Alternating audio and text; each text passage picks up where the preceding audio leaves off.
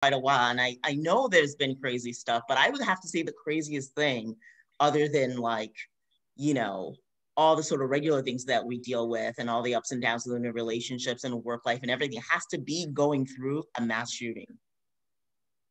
I I mean, would like, say so. yeah, that's insane. So, like, so tell me about like, you just like hear so much about there's like a new one now every week. There's a new one on like you watch CNN and all those things. There's a new one like all the time all over the news. So I'm actually wondering, but just think about that day when you were like when you were hearing the you were in the last to be clear, you were in the Las Vegas shooting, the one that happened. I think that was October 2017. Is that That's correct? correct. That was October Yes. 2017, and it was the week it was the week of your wedding anniversary, also, wasn't it? So like the weekend of your wedding anniversary, you guys decided we're just gonna have so much fun and we're gonna go to Las Vegas and go to this concert, which sounds like a really beautiful experience, and it just sounds like something that like of course one would want to do with us with your spouse, and just being that crowd of people listening to like happy music and dancing and stuff like that. But of course like that experience was like cut short by like you know a crazy a crazy occurrence that everybody knows about, which was the cascading of bullets from like the building from one of the hotels in that Las Vegas event. So how did that happen? I mean, what did you feel? I can't imagine. I just like um just like walk me through, like, I know you don't want to, but to whatever extent you feel like it, just kind of like describe what kind of thoughts you had before, and I mean rather during that event and afterwards, and how it felt to like to suddenly be in a situation where something like that was just coming at you unexpectedly. Yeah, so my husband Nathan and I attended the Route 91 Harvest Festival every single year. We started attending it in 2014. I had just heard about it on the radio and it sounded fun. A country concert with tons of artists over 3 days.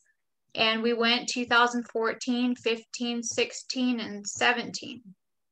So we just thought it was going to be a great time like it had been in the past. When we got on the festival grounds, we actually got a call from my husband's sister who told us that Nathan's mother, her cancer had returned. So that kind of put a damper on things. And I had asked Nathan at the time, do you want to go home? Should we just leave right now? What should we do? And he explained to me, no, no, we can't see her. She is in intensive care. They're not allowing visitors, but we can see her after the concert. So that was kind of in the back of Nathan's mind that his mother's cancer had returned that weekend.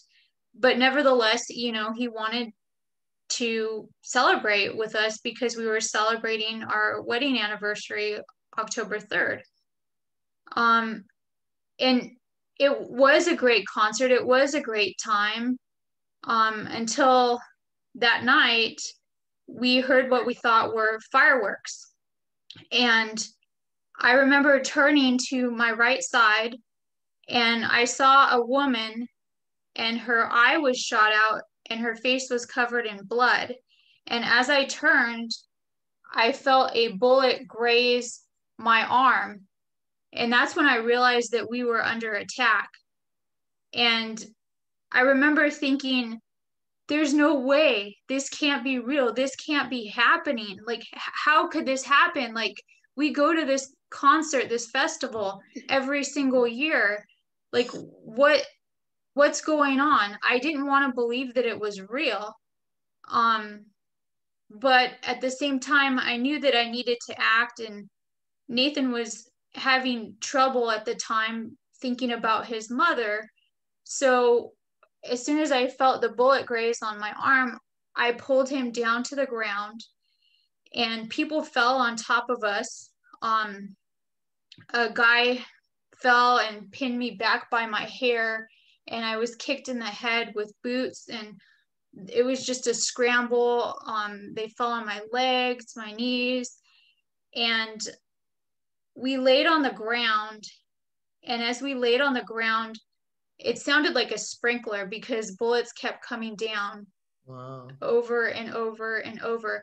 And we didn't know where the bullets were coming from at the time. We thought maybe there was an army of terrorists because we were on the ground. We had our eyes open, but we couldn't see because there was so many people around us, at least at the beginning. We laid on the ground praying, and I covered Nathan's head with my hands, and he covered my head with his hands. And at that point, I accepted that I was going to die because I knew that there was no way that we were going to get out of there alive. And that was okay because I knew that I was going to meet Jesus. But then that didn't happen. And I remember listening to the bullets and trying to time them to see when it was safe to run. And there was a point where it would stop. And I guess he was reloading. And that happened a couple times throughout the 10 or 15 minutes that he was firing on us. And so we got up, but when we got up, it was a complete shock because only a few minutes before we had been shoulder to shoulder with 22,000 people, but the place was completely empty except for trash and people that were already dead. And so I took Nathan's hand in mine and we ran. And as I was running, I twisted my ankles, and I had flip-flops on at the time. And I remember at one point we ran and Nathan fell, and I thought that he had been shot, but he had just slipped on because the ground was all wet from all the beer and the beverages that had fallen. I lost my shoes, and we went running towards a Budweiser cart because that was the closest shelter that we could find because we had been in an open field completely exposed to the shooter and the bullets. So once we were behind the Budweiser cart, there was a bartender there, and he pulled us closer to the Budweiser cart, and he looked around for a few minutes, and then he told us, "Go, go, go."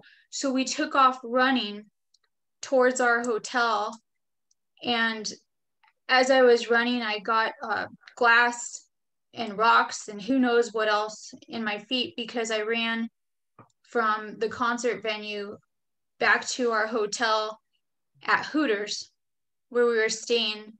I think it was maybe a mile or close to it, but it certainly wasn't next door. Once we got at Hooters, we stopped at a wall and we looked around, and there was a guy by the wall, and he told us that there was a sniper. So we stopped, and we didn't know if there was another person hiding somewhere. And as soon as we stopped, I realized that I couldn't walk anymore. My ankles and my feet were in so much pain that I couldn't walk. So Nathan carried me down the little ramp into the Hooters casino. And as soon as we got inside of the casino, people came running towards us screaming, "There's a shooter, there's a shooter, there's a shooter." And so we took off running, and we tried to get in the elevator, and we did. And there was so many people in the elevator that instead of the elevator going up, it went down. What? And there was a guy that was shot in the face and he was holding his face, And there was so many people in the elevator that Nathan put his arms out so people wouldn't smash me because I was like in the back corner. And it was so hot in there because there was no air circulating and there was so many people. And we tried to get the elevator to go up, but it wouldn't. And we kept knocking and we pressing the buttons, but the elevator would not go up. And then somebody heard us outside, one of the workers from Hooters, and he said, "No, you guys are safer inside of the elevator. Stay there." And we're like, "We're trapped. Like, get us out of here." And we waited in the elevator for, I don't know, another 10, 15 minutes or something. Eventually, somebody was able to open the elevator, but this was after the elevator kept moving and going down because people kept pushing and panicking. But eventually we did get out, and people grabbed us by the hand, and we had to go. They pulled us up and we went back into the casino. And then yet again, people were running towards us. And so we took off running and we went to the Hooters restaurant. There was a Pizza Hut inside, and I noticed that there was mirrors surrounding all the way around. So anybody that came inside of the restaurant, they could see all the people hiding behind the counter.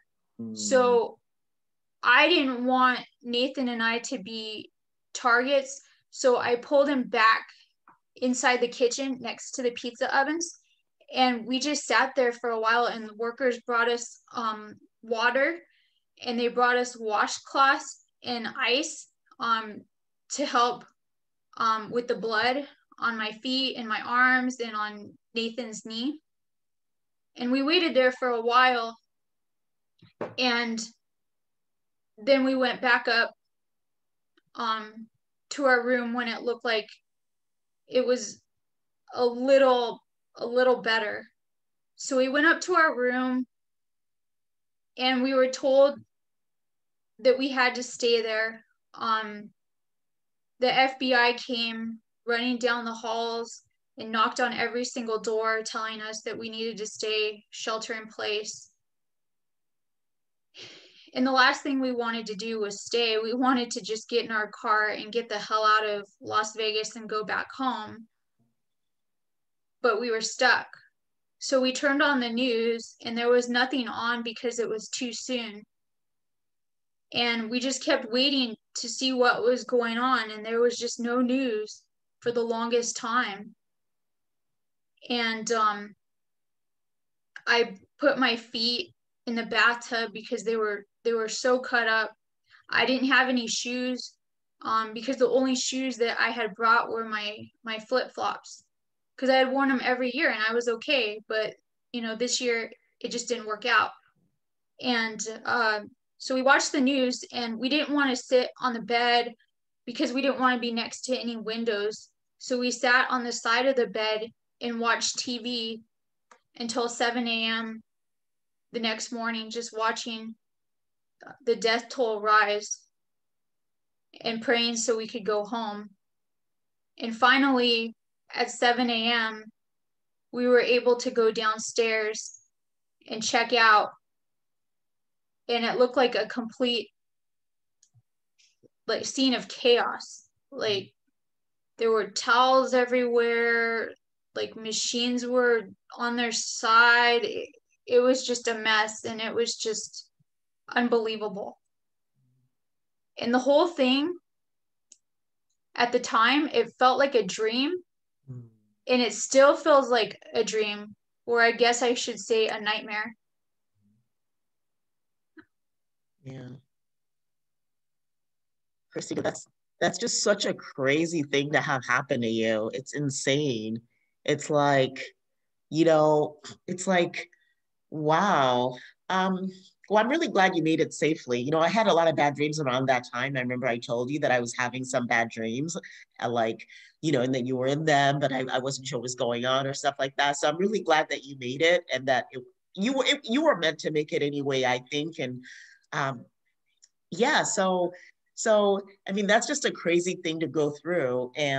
I can imagine that it does feel like a dream and it feels like something that like, but while you were going through it, I mean, you're just so fortunate that it seemed like you had all the right instincts. The thing that about something that feels surreal and feels crazy is that like you may not respond to it, but it seems like you had all the right instincts as far as like what to do and how to like, how to manage the situation and everything. But it was just like it just sounds like you said, like a nightmare, like something that that you're just like when it's all over, you're just like, what the heck was that? Like what just happened in the last Yeah. 24 hours? What was the last Well, 24 hours? it totally feels like that, but then, I had all the injuries. I had to have 4 surgeries as a result of the shooting. I had both of my ankles reconstructed. I had artificial tendons placed in each ankle and screws, and then I had 2 knee surgeries, and to this day I'm still in physical therapy. So even though it seems like a nightmare or a bad movie that I watched, I still have pain. And so, I mean, that's a reminder that it was real. Yeah. Yeah, and that's the thing, like, it's just like you never forget something like that. It's like a part of you guys' like life. And it's like, I mean, I don't know I'm thinking right now that like, what do you think?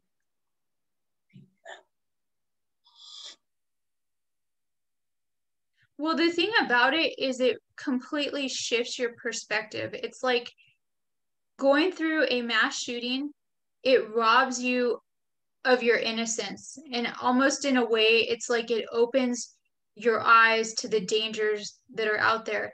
Like you will never feel safe again.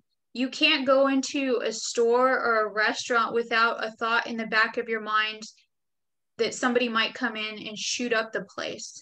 And Yeah, always being prepared to run or to react or to do something about it. And I yeah, mean, it it really impacts you because I still have flashbacks, I still have nightmares, and it sucks. it kind of a little bit is kind of similar to what like war veterans like that talk about kind of like when I would do social security disability, sometimes veterans would say like when they're in a place like some of the PTSD stuff, like it's the PTSD stuff where they always know where every exit, like they if they're sitting in a restaurant and eating, they always know where all the exits are and which one is the closest exit to them. That's like one of the things they study every like or if they're going of like they're kind of freaked out by underpass, like was it an overpass, a freeway overpass because of IEDs that like all sorts of things like that. But it's just kind of crazy, like that life can put us through that. It's just like that life can leave us with things that kind of like, I mean, the worst thing in the world to be is paranoid.